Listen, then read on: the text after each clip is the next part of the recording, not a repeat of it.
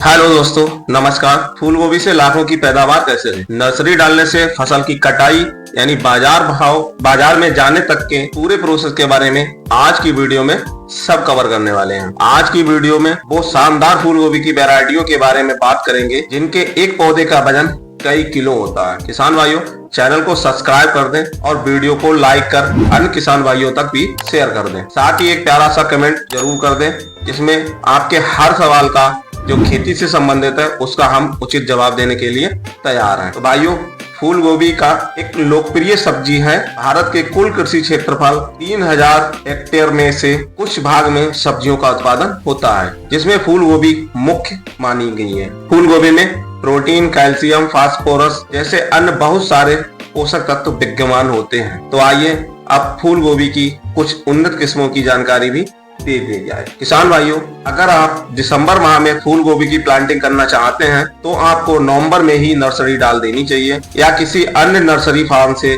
बढ़िया किस्म के पौधों को ले सकते हैं। फूल गोभी की किस्मों में मुख्य किस्म में से जो पहली किस्म है, पहली वैरायटी है, वो है दामिनी, जो कि एक्सर हाइब्रिड कंपनी की वैरायटी है।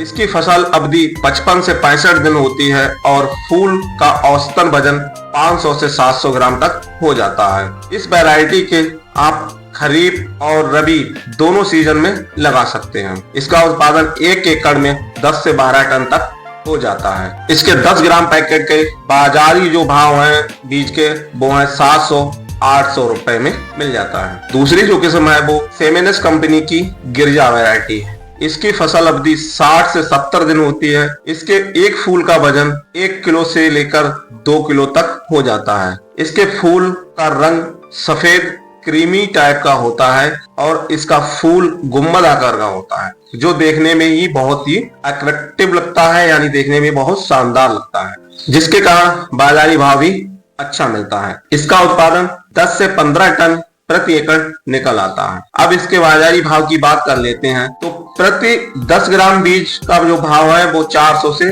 500 रुपए प्रति पैकेट रहता है। इसे भी आप रबी सीजन में लगा सकते हैं। तीसरी किस्म जो है वो हमारी सिंजेंटा कंपनी की सुवासिनी, जिसके प्रति 10 ग्राम बीज भाव 1200 से 1250 रुपए के लगभग होता है। इसका फूल भी आकृति गुंबदाकार होती है, जिसका औसत वजन 1.5 किलो से 2.5 किलो तक हो जाता है। 1 एकड़ में पैदावार की बात करें तो वो 15 से 17 टन तक होती है। वहीं इसमें कुछ क्षेत्रों में ये 18-19 टन तक प्रति एकड़ निकल आता है। अब भूमि की बात करें तो बलुई मिट्टी सबसे अच्छी मिट्टी मानी जाती है फूल गोभी की खेती के लिए। साथ ही साथ चिकनी मिट्टी और काली मिट्टी में भी इसका उत्पादन बेहतर किया जा सकता है। फूल गोभी की खेती करते समय एक बात बहुत ध्यान रखें, जो खेत में अच्छी तरह खाद व अन्य जैविक खाद डाल लेनी चाहिए। पौधों की रोपाई करते समय लाइन से लाइन की दूरी 60 सेंटीमीटर और पौधे से पौधे की दूरी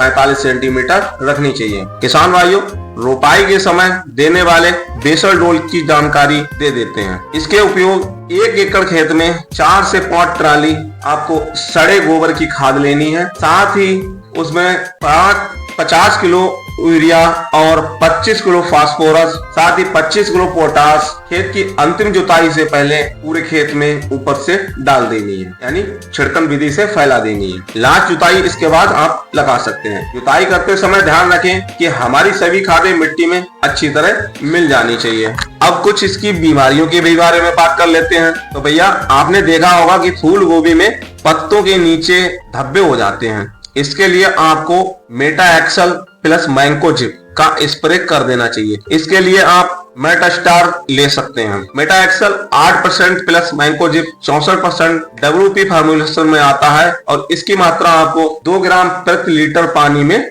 रखनी है। कभी कभी फूल गोभी के पत्तों पर धब्बे या झुलसा रोग भी दिखाई देता है, तो उसकी रोकथाम के लिए मैंकोजिब या कॉपर ऑक्सीक्लोराइड 300 ग्राम को 150 लीटर पानी में मिलाकर स्टिकर के साथ स्प्रे कर देनी चाहिए। रोपाई के बाद पौधों का सूखना फूल गोभी में आम बात है। इसकी रोकथाम के लिए आपको एक बायोफंगस ट्राइकोडर्मा को 2 से 2.5 लीटर लेकर 300 लीटर पानी में मिलाकर जड़ों के पास डाल सकते हैं, जिसे हम आमतौर पे चुईया बोलते हैं कि पौधों में चुईया लगा दी जाए, जिससे रोपाई के समय लगने वाले जड़ों के फंगस पर पूरी तरह कंट्रोल करेगा। और अगर आपके खेतों में दीमक की समस्या रहती है तो आप इसमें बायर कंपनी का प्रॉमिस डाल सकते हैं। तो भैया आज की वीडियो बस इतना ही। नमस्कार, मिलते